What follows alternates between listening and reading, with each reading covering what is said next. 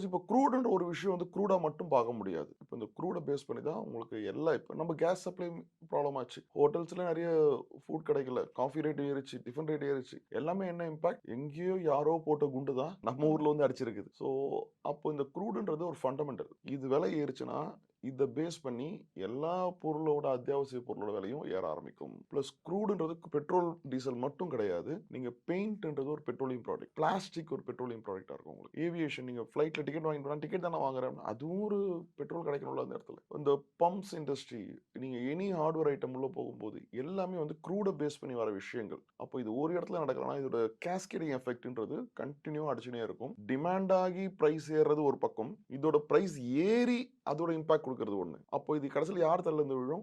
சாதாரண பொதுமக்கள் தலையில தான் வந்து விழும். இப்போ இந்த ரூ. 100 ரூ. 150 ஆகுதுன்னா, நான் என்னோட பாக்கெட்ல ரூ. 100 செலவு பண்ண இடத்துல இப்ப ரூ. 150 செலவு பண்ணணும். ஒண்ணு ஹோட்டல்ல போய் டிஃபன் வாங்கட்டும், இல்ல வேற ஏதாவது வீட்டுக்கு ஒரு ஒரு ஏசி வாங்குறேன், பிரைஸ் ஏறி இருக்கு. ஃப்ரிட்ஜ் வாங்குறேன், பிரைஸ் ஏறி இருக்கு. இது இன்ஃப்ளேஷன் ஒரு பக்கம், அந்த கோர் ப்ராடக்ட் ஏறி இருக்குன்ற ஒரு விஷயம் இருக்கு. ஸோ இது எல்லா இடத்துலயுமே இந்த இம்பாக்ட் வந்து விழும்.